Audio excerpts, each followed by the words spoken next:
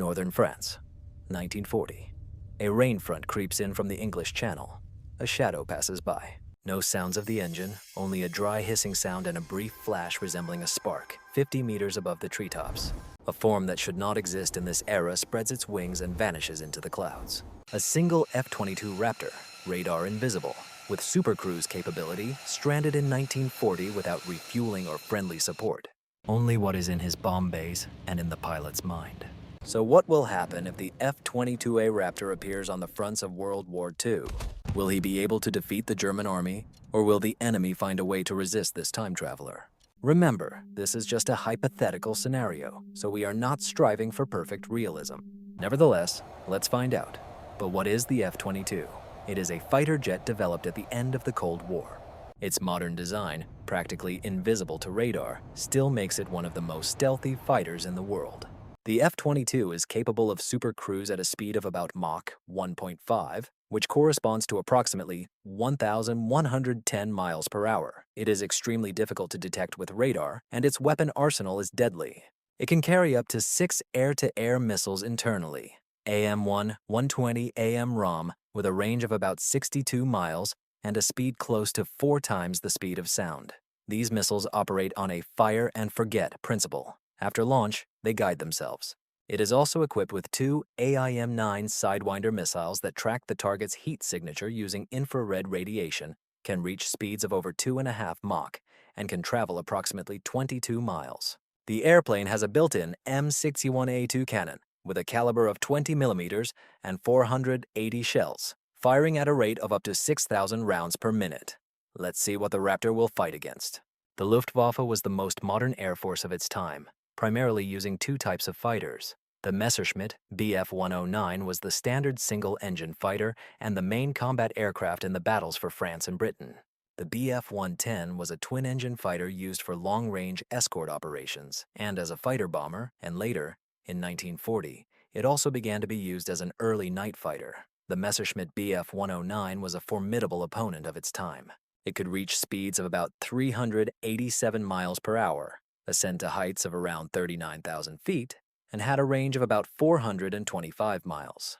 Equipped with 2 13mm machine guns, 2 20mm cannons under the wings, and a 20mm gun, it was deadly in air battles against the Royal Air Force and Allies. However, against the F-22, it appears outdated. In 1940, there are no refuelers, spare parts, or ground crew who can understand this fighter. The pilot has only one chance, one refueling, one set of missiles, one chance to change the morning for the Luftwaffe. The plan is simple because it must be. Dawn breaks over the English Channel. A Heinkel H-111 ascends towards Britain with 2 escorts, 1 Bf-109 and 1 Bf-110, flying in tight formation. This formation has worked across Europe, and the crews expect it to work here as well. The sea is calm, radio communication is quiet. Suddenly, the Heinkel H-111 explodes into pieces. 2 German pilots in panic scan the horizon for the culprit, or what caused it. They will never see it. The missile struck from beyond their sight. Before they can react, another plane appears in the sky and the Messerschmitt Bf-109 explodes. The last Bf-110 tries to do something different, sharply climbing towards the sun, hoping to catch a silhouette. The Raptor approaches. AIM-9 missiles leave their launchers, locking onto hot exhausts and doing the rest of the work autonomously. German planes cannot compete with such technology and firepower, but in this single battle, the F-22 has already used 2 AI-120 AM missile systems and 1 A-9 Sidewinder missile. Another German squadron is forming over northern France, this time a dozen, more bombers, and more Bf-109s. Raptor delivers 2 more long-range strikes on the escorts, then stops. The squadron is in chaos after the attack. They still do not understand who or what is attacking them. The F-22 turns and releases its remaining AIM-9 Sidewinder, shooting down a bomber. It then quickly ascends into the clouds as fuel runs out quickly at low altitude. This also helps the Raptor avoid the patrol routes of the Royal Air Force. The modern IFFF network is absent here, and a stealth aircraft is the best way to accidentally scare its own. By this point, the Luftwaffe already understands that something is wrong. The dispatchers order additional patrols over the canal, hoping to catch the invisible killer in the turn. But this will not happen unless the Raptor makes a mistake. Mistakes occur for 2 reasons. empty guides, and empty tanks. There are 2 missile systems left, and both Sidewinder missiles are expended. The cannon is fully loaded, but using it implies close combat, and proximity is a risk. The fuel indicates there is time for a few battles. Then comes the time for decision-making. The target to hit is not just another Messerschmitt Bf. They can be rebuilt tomorrow, but the time that controls them cannot be returned. The Raptor remains at altitude, using radar like an X-ray to search for the eyes and hands that make the raids possible. It finds the control booth, a hub where the telephone lines converge. 2 remaining missile systems are launched, destroying the coastal radar station. Now, when the next attack tries to form, alarm signals arrive late, and the situation is unclear. These are stolen minutes, and minutes mean everything in this war. Below, a pair of RAF Spitfire fighters finds a damaged Heinkel barely making its way home and finishes it off. To them, it looks like the Germans made a mistake. That's fine. The pilot didn't come for glory. He came to disrupt the schedule. The fuel is running low, but there is still a chance for one last fight. The F-22 finally decides to show itself and engages in close combat with the M61A2 gun. The Raptor dips slightly and notices another squadron sent to catch the invisible enemy. The German pilots see the plane and are in shock. They had never seen anything like it. They are sure that the RAF is not behind this futuristic design. Their guns cannot compete with the firepower of the fighter jet.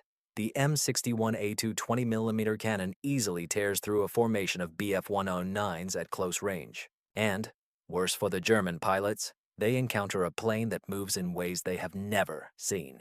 Theoretically, their weapons could bring the F-22 down, but due to its speed and maneuverability, they cannot track it properly. The F-22 moves almost 5 times faster than the Bf-109. One by one, the fighters fall from the sky, and Germany loses another dozen Bf-109s. Now the F-22 has no more ammunition or missiles. It's time to decide how it all ends. The pilot turns west and begins a smooth descent, conserving every ounce of fuel. He chooses survival and the preservation of technology, dropping the plane into the sea. Perhaps one day he will be found, but no one will understand what it was. The pilot lands in the water, is picked up by a boat, and says nothing useful about what he flew. On the shore, British Air Force officers look at the remnants of torn composite left where something very fast came to a halt. The debris won't tell them much, and the pilot won't provide information either. So what has really changed? The F-22 didn't win the battle for Britain in a single flight. He made the bomber crews more cautious and the dispatchers more bewildered.